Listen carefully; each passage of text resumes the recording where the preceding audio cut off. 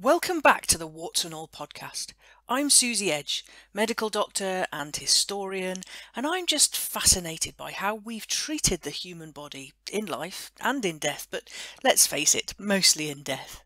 I just love telling these stories, and I'm glad you're here with me. If you follow me on TikTok, you might have seen that last week I had a terrible headache. We had to wait a bit for this one, but that's the nature of life. We're ready to go again. Thanks for waiting.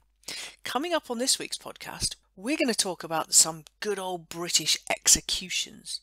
I'm going to keep it British because, frankly, we could make a whole series, a whole podcast genre about executions all over the world and go way, way back in history. And we can talk about the here and now, but we have to draw a line somewhere. So, hanging, beheading, drawing, quartering, pressing, burning, it's all coming up. This is episode 8. A good old British execution. I had a request to talk about Mary Queen of Scots, so yeah, she's in there too.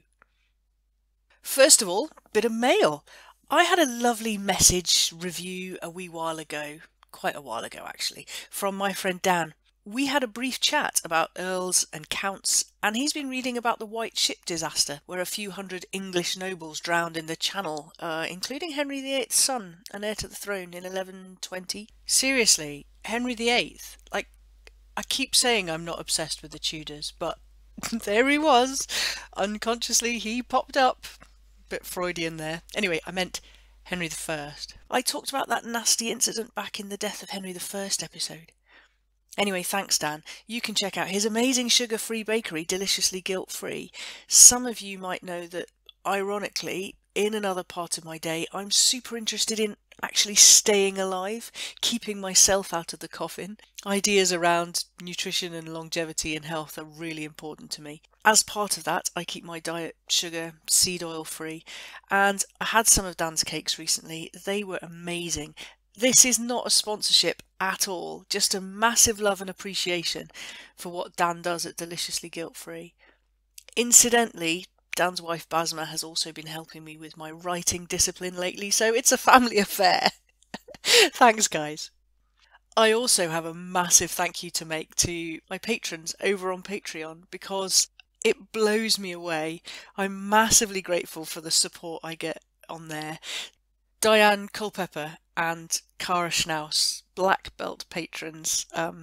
As I said, I'm massively grateful. It means so much to me. It drives me on, and it helps to get things done every day when I see your names come up. And yeah, so behind the scenes, bit of fun chat I will send out on Patreon to those who support me on there. Thank you again. Big thanks also to Natalie Fitzgerald and Jennifer Wilcox and patrons that have been with me for a wee while. Yeah, thanks guys. Do you know what? I need to say, these podcasts are just my thoughts and musings. If there's anything you strongly disagree with, then do let me know. We can chat about it. But do remember, this is not a PhD thesis. This is not a PhD thesis defense. Please remember, we are just here having fun. So please just have some fun with us. Right, off with some heads. So many towns and villages throughout Britain have areas named after the sinister goings-on of times past. Gallowgate, Gallows Hill, Gallows Road. Whenever I see a sign that names a street or area Gallows, it makes me shudder a little bit. They're all a hat tip to a part of the town which was designated for capital punishment, and it was most likely hanging, because despite Tudor tales of beheadings being everywhere, for us commoners, hanging was most, well, common. There were even stories of gallow trees, like the one in Braemar in Scotland in the hamlet of Inverary. The story goes that back in the 16th century, a man named Lamont from Inverary was hanged by members of the Fawkes clan. There had been a long-running family feud, and the Fawkes accused him of stealing sheep. Stealing a sheep was a big deal and was punishable by death. As Lamont was hanging there from the tree, his poor mother came forward. She faced the Fawkes responsible, and she cursed the family, prophesying that the tree her son was hanged upon would still be there long after there were no Fawkes left on Deeside. The prophecy came true.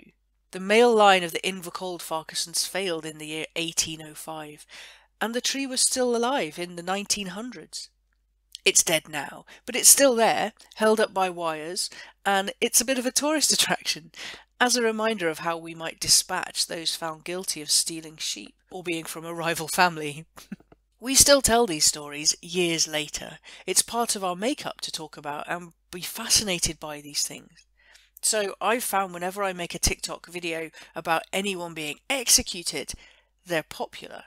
And not just in a creepy voyeurism kind of way. Many of the comments are thoughtful, soul-searching, and so it's interesting to hear people mull over such grisly goings-on. Here in the UK, these ideas are consigned to history videos and podcasts, but don't get me wrong, I'm well aware that these things go on throughout the world today. My eyes are not closed to that. Back to the past though. For common people, a sentence of death most likely involved hanging. Not too long ago, hanging was not quite the quick and easy, instant neck-snapping death it's often thought to be. Hanging was a long, drawn-out asphyxiation and could take quite a while. Those sentenced would literally hang on the end of a rope for a good while, hanging from a tree or scaffold.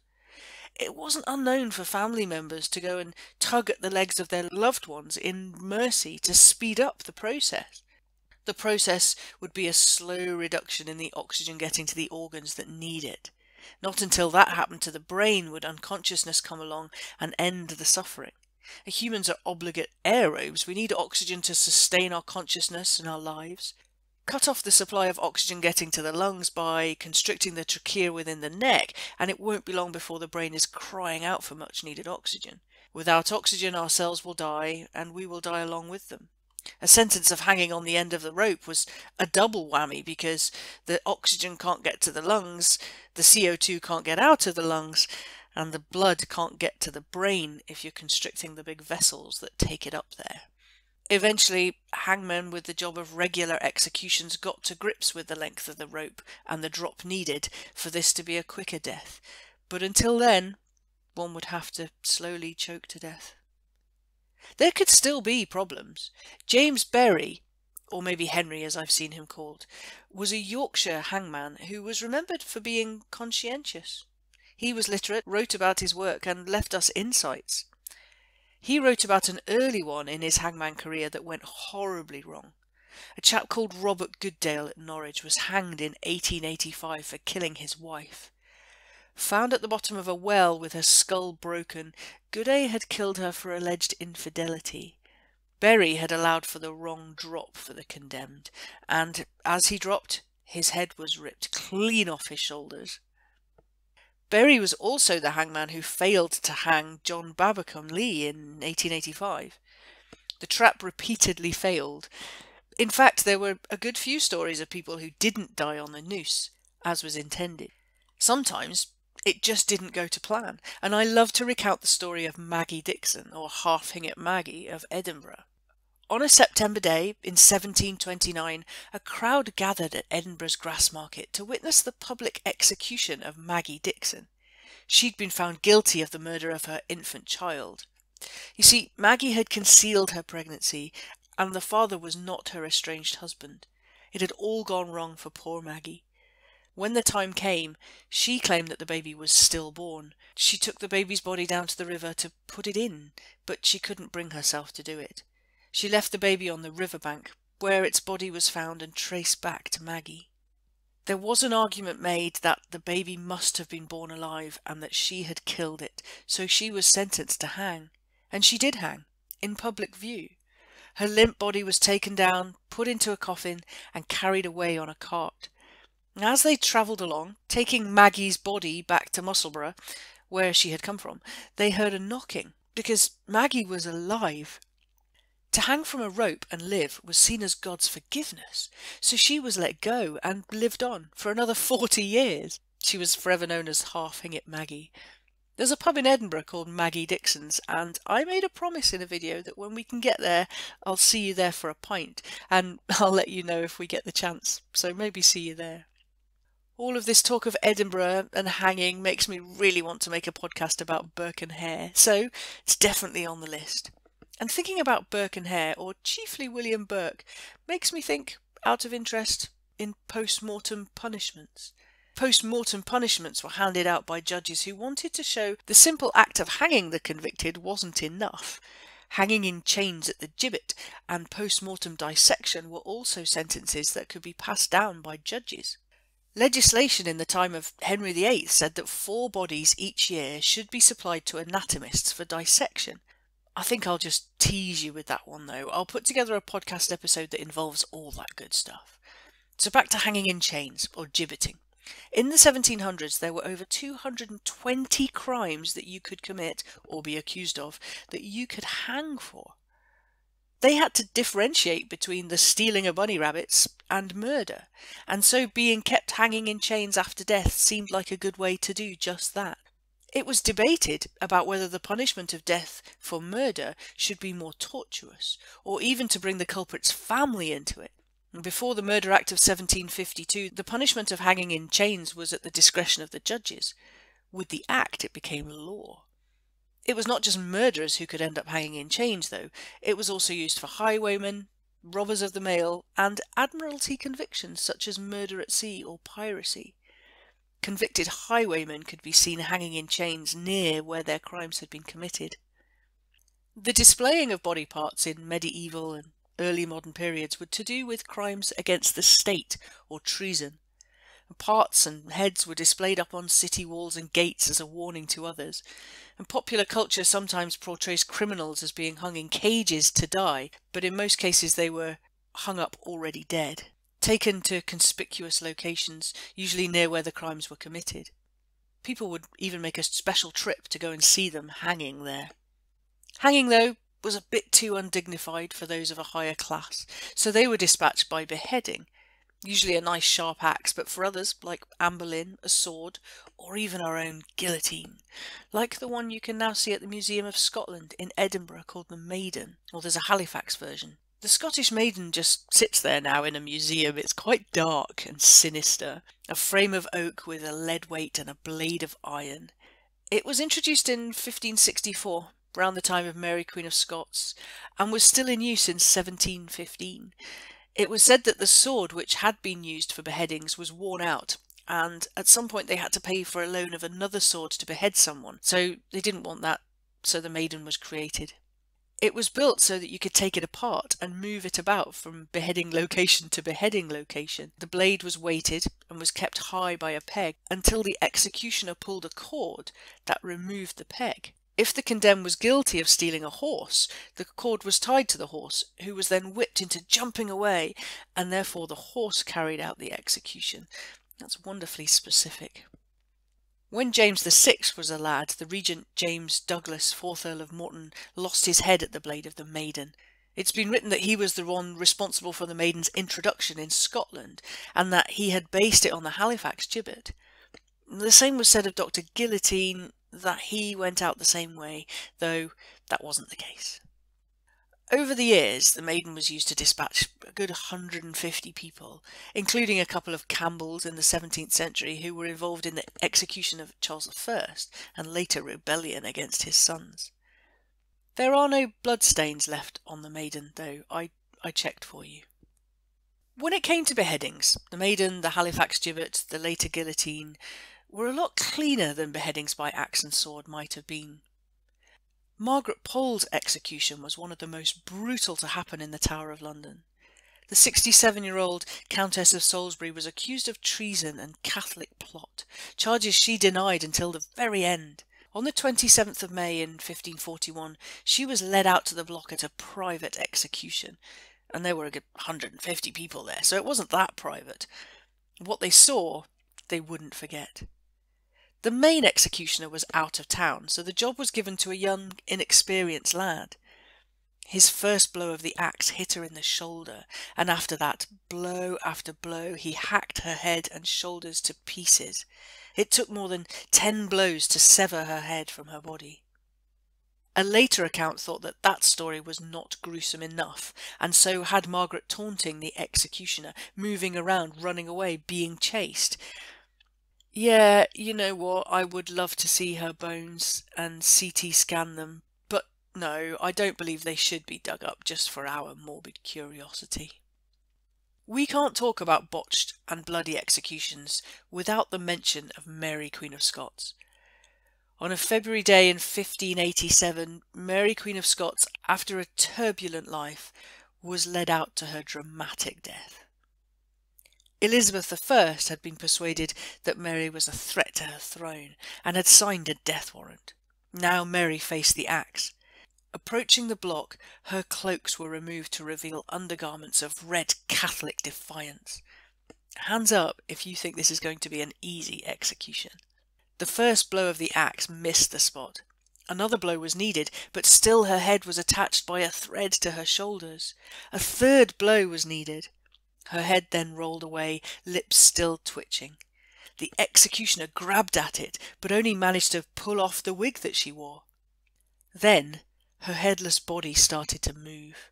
Her skirts were ruffling. What was happening? Out from underneath came her little lapdog that had been there, cowering beneath her skirt as Mary's life was taken. Mary's execution story was as legendary as her life. So we love a good execution story, and it seems that the more botched, the better, you horrible lot. The execution of Charles I, though, that was a different matter. The executioner was an experienced chap, and he knew he had to get this right. He had a hack. Boom. As Charles I was led up to the execution block, he noticed that the block was really low, and he asked for it to be made higher but was told no. Well, he wasn't in any position to make demands anymore. The executioner wasn't just putting the king in his place, he had a reason to say no. If the execution block was set really high, the condemned would have to flex their neck, and the axe was more likely to come through and cut the face of the victim, thus rendering it all a rather messy episode. If the execution block was set too low, then the condemned would have to extend their neck, making it more likely that the executioner could carry out a clean blow. He knew all eyes were on him, and he had to get it right. For Anne Boleyn, there was the infamous Frenchman's sword. One blow. Beheadings were not just a way of dispatching the unwanted. They had a symbolism, and for onlookers there was a chance to see the guilty redeem themselves before God. Didn't always happen. They were so symbolic that they even carried out posthumously. Oliver Cromwell was dug up so he could have his head cut off 12 years after he played his part in the beheading of the king. You can listen to episode 5 about the crazy things that happened to Oliver Cromwell's head after that. The last woman in England to be publicly beheaded was Alice Lyle. She was said to have rejoiced at the killing of King Charles I, and she paid for it with her own head. Her husband John had been one of the regicides who called for the killing of Charles I, so it's no surprise that the Stuarts were not fans of the family. Years later, after the restoration of the monarchy with Charles II, they still had to deal with revolt and dissent. After one battle at Sedgemoor, the rebels spread out across England, and Alice Lyle was accused of harbouring rebels, a nonconformist minister and a rebel lawyer. She said she had nothing to do with it. She didn't know what had been going on. She was the first to appear during the subsequent bloody assizes, and she came up against the infamous hanging Judge Jeffreys. She was sentenced to a burning to death. She managed to petition James II to have her sentence changed to beheading on account of her status, and he agreed. So at 71 years old, she stepped out of an upstairs pub window onto a scaffold erected just for her killing. From there, she used the opportunity to have a good go at her enemies. She did add in that she forgave them too, just in case. And she was the last woman to lose her head in England. We didn't just hang and behead people, though. There were other imaginative ways to end lives in spectacle. The death of Margaret Clitherow in 1568 was another brutal tale. She was pressed to death. Pressing is a form of punishment that we don't really hear as much about. It was used as a punishment designed to get a plea out of anyone charged with an offence but was keeping quiet. I'll have to press you for an answer. They would be held down and weights piled on top of them until they would give a plea or die in the process. Margaret Clitherow had been charged with harbouring Catholic priests at her home in York, in a time when they were outlawed in Protestant England. She chose to go to her death rather than face a trial in which her children could be implicated. So she was taken and stripped, she was held down, and a stone the size of her wrist was placed beneath her spine so that it would snap when her own front door was placed on top of her and stones were piled on top of that. It took 15 minutes for her to die. Pressing was still going on in 1731 when a chap called Weeks was pressed under more than £400. He was suffering, but he wasn't dying. Onlookers came up and climbed on top to mercifully end his suffering sooner. Well, that was nice of them. We need to talk about hanging, drawing and quartering, don't we? In 1326, Hugh Despenser the Younger, one-time favourite of the former king Edward II, was hanged, drawn and quartered for treason. In the spectacle of high drama, with Isabella and Mortimer looking on, eating their luncheon, Hugh was dragged behind horses to the spot of his execution, suspended by the neck for a while, but not until dead, not yet. He was then tied high up on a ladder. His genitals were cut off and thrown into the fire below. His intestines were slowly pulled out and then burned. Can't imagine that was a pleasant smell. His heart was then cut out. His body was cut into 4 and his head cut off, all to be put on display in exhibits as a warning to others. These acts were not just an exhibition for the death of young Hugh. These were specific parts of the punishment for treason. It's hard to imagine the mind of whomever dreamed up these punishments. They were not that common though. You might get the impression if you watch my TikToks that these were everyday events, and because they happened to so many famous names you might imagine they were a regular event. But it wasn't so much, not compared to the hanging of everyday or common or garden criminals, thieves and murderers. There were others though, famously William Wallace, though I can't imagine he would have been in any position to be shouting about freedom during the whole gory process. All of the rituals of hanging, drawing and quartering had a meaning to them. The sentence of Guy Fawkes takes the opportunity to explain the various parts of the spectacle for us. Guy Fawkes played a role in the crowd attempting to blow up James I, or James VI of Scotland, at the Houses of Parliament in 1605. For his part in the Catholic plot, he should have been hanged and drawn and quartered. And the sentence was quite specific. He was to be drawn to the place of execution from his prison as being not worthy any more to tread upon the face of the earth whereof he was made. So they would drag him as he wasn't worthy to walk on the same earth as everybody else. He must be drawn with his head declining downward and lying so near the ground as he may be, being though unfit to take benefit of the common air. So they would drag him with his face against the ground because he wasn't worthy of breathing the same air as everybody else. It went on to say, for which cause also he shall be strangled, being hanged up by the neck between heaven and earth, as deemed unworthy of both or either. So that meant that if they were going to hang him, he wasn't on the ground and he wasn't in heaven. He wasn't worthy of being in either of those places. It then said, he is to be cut down alive and to have his privy parts cut off and burnt before his face, as being unworthily begotten and unfit to leave any generation after him. Meaning, they cut off his private parts because he wasn't worthy to produce any heirs. His bowels and inlaid parts taken out and burnt, who inwardly had conceived and harboured in his heart such horrible treason. So they were saying they were going to cut out his insides and his heart because that's where the treasonous convictions were held within him. After to have his head cut off, which had imagined the mischief. So they cut off his head because that was where the whole idea was thought up. And lastly, his body be quartered, and the quarters be set up in some high and eminent place to the view and detestation of men, and to become prey for fowls of the air. So cut him up into bits so everyone can share in the spectacle and be warned. It's pretty specific, wasn't it? There were reasons for all these different parts of it. As it happened though, in the end, Guy Fawkes did not finish up as the writer of the sentence had imagined. With the noose around his neck, Fawkes took his chance for a quicker way out. He jumped from the scaffold and killed himself before all this could happen. You might not know it if you're somewhere else in the world, as many of my followers are, but every year on the 5th of November we light bonfires and burn effigies of Guy Fawkes on top to, celebrate the burning of Catholics, as you do. Come to think of it, for many years I thought that had been Guy Fawkes' punishment, that he'd been burned at the stake, and that's what the bonfires with Guy Fawkes effigies were talking about.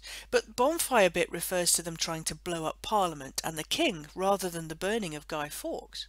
That's coming up soon. It's a few weeks away for us. I doubt there'll be many though, because we're still worried about spreading COVID.